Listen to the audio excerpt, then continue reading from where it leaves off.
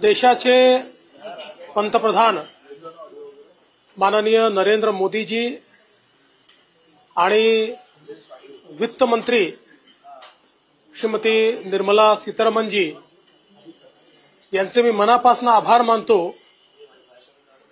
की मध्यम वर्गाकरता एक ड्रीम बजेट त्यांनी दिलेलं आहे आणि अपेक्षेपेक्षा अधिक म्हणजे इन्कम टॅक्सची लिमिट थेट 7 लाखावरनं 12 लाखापर्यंत नेलेली आहे।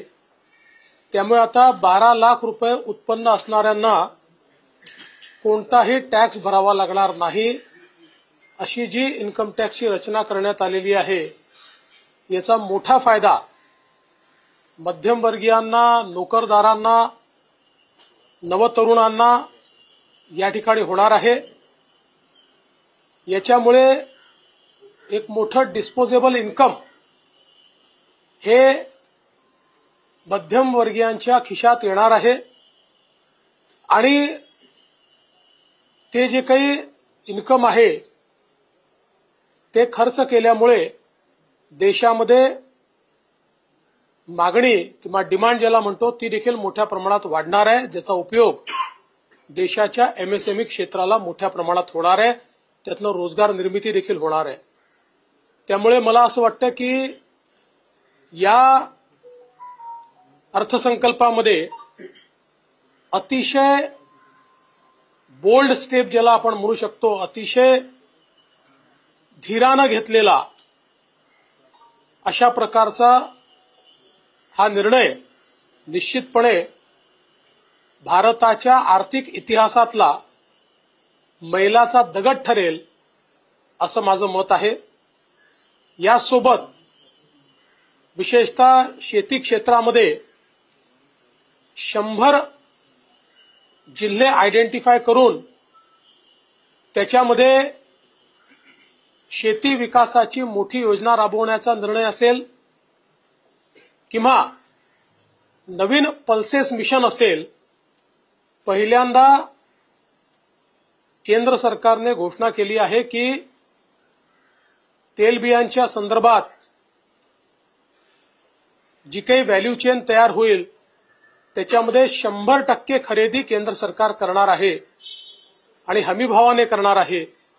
त्यामुळे निश्चितच शेतकऱ्यांना अधिक उत्पादन मिळण्याकरता, अधिक पैसे मिळण्याकरता त्याचा एक मोठा फायदा होणार आहे।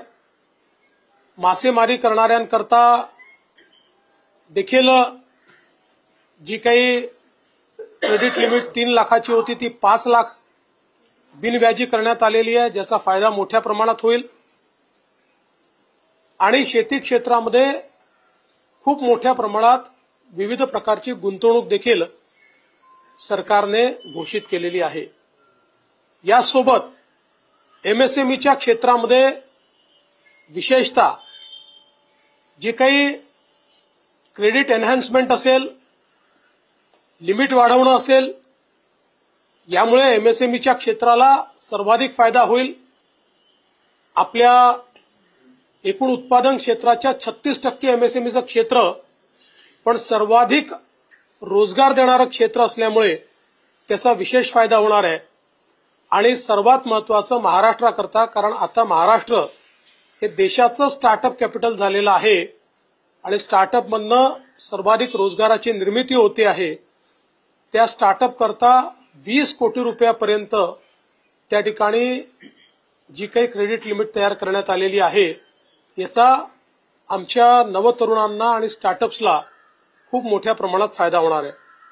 इन्फ्रास्ट्रक्चरच्या क्षेत्रामध्ये नवीन इन्फ्रास्ट्रक्चर पाईपलाईन तयार करण्यात आलेली आहे। विशेषतः पीपीपी प्रकल्पांकरता जी नवीन योजना अनाउन्स करण्यात आली आहे, यामुळे खासगी क्षेत्राची गुंतवणूक इन्फ्रास्ट्रक्चरच्या क्षेत्रामध्ये मोठ्या प्रमाणात वाढेल आणि त्यातून रोजगाराची निर्मिती होईल। त्यासोबत ॲसेट मॉनिटायझेशनचं नवीन फ्रेमवर्क आहे, त्यामुळे निश्चितपणे ज्या ॲसेटमध्ये गुंतवणूक केली आहे त्यातनं पैसा रिअलाइज होणं आणि तो दुसरीकडे डिप्लॉय करणं याला एक मोठी चालना मिळणार आहे. विशेषतः युवांकरता वेगवेगळे जे मिशन या ठिकाणी अनाउन्स करण्यात आलेले आहेत ते अत्यंत महत्वाचे आहेत आणि त्यांच्या स्वप्नांना भरारी देणारे आहेत. खरं म्हणजे आपण जर बघितलं तर 21व्या शतकातला हा अर्थसंकल्प विकसित भारताचा अर्थसंकल्प आहे. भारताला गतीने पुढे नेणारा अर्थसंकल्प आहे आणि भारत हा प्रगल्भ अर्थव्यवस्थेकडे चाललेला आहे आणि त्याचसोबत सर्वसमावेशक अर्थव्यवस्थेकडे चाललेला आहे.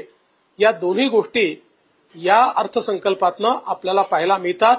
हे अतिशय चांगलं काम केल्याबद्दल देशाचे प्रधानमंत्री माननीय मोदीजी आणि सन्माननीय निर्मलाजी यांचे मी मनापासून आभार मानतो, अभिनंदन करतो. असं आहे की आता बजेटमध्ये राज्यांना काय दिलं याची घोषणा करण्याची पद्धत बंद झाली आहे. हे ठीक आहे की 1-2 वेळा बिहारचं नाव आलं, पण इतर कुठल्याही राज्याचं नाव त्याच्यात आलेलं नाही. आपल्याला माहिती आहे मागच्याही वर्षी बजेट झाल्यानंतर बजेटची फाईन प्रिंट न वाचता आमच्या विरोधकांनी महाराष्ट्राला काही नाही ही घोषणा सुरू केली. पण दुपारपर्यंत महाराष्ट्राला काय काय मिळालं याचे आकडे मी घोषित केल्यानंतर त्यांची तोंड बंद झाली.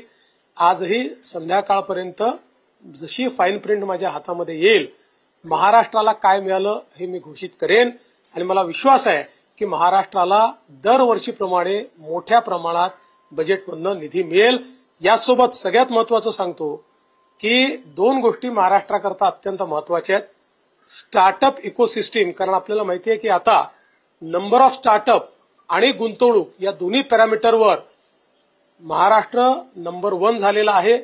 त्यामुळे स्टार्टअपच्या ज्या योजना सुरू केलेल्या आहेत त्याचा मोठा फायदा हा आपल्या महाराष्ट्राला मिळणार आहे. आणि दुसरं, हे जे 50 वर्षाचं बिनव्याजी इन्फ्रास्ट्रक्चर लोन आहे, आपण जर गेले 3 वर्ष बघितले तर सर्वात जास्त याचा फायदा हा महाराष्ट्राला झालाय. याही वर्षी याचा सर्वाधिक फायदा महाराष्ट्रच घेईल.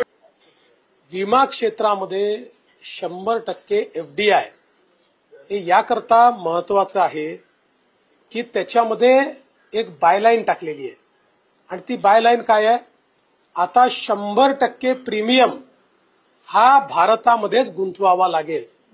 म्हणजे विमा क्षेत्रामध्ये 26% जे जास्तीचे पैसे आता गुंतवणुकीतून येतील तो सगळा पैसा हा भारतात गुंतवावा लागेल. यापूर्वी या विमा कंपन्या हा पैसा काही प्रमाणात भारतात आणि बाकी परदेशात गुंतवायच्या, तो आता सगळा भारतात गुंतवला गेल्यामुळे भारताच्या इन्फ्रास्ट्रक्चर क्षेत्राला मोठ्या प्रमाणात ज्या प्रकारे मागच्या काळात LICनी मदत केली तसं आता सगळ्या विमा कंपन्यांना ती मदत करावी लागेल. तो पैसा भारतातच गुंतवावा लागेल.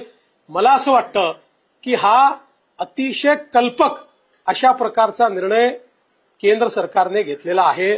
आमच्या विरोधकांना जास्त त्रास होऊ नये म्हणून अगदी प्राथमिक जे माझ्याकडे आलेले आहेत ते आपल्याला सांगतो. अजून डिटेल यायचे आहेत.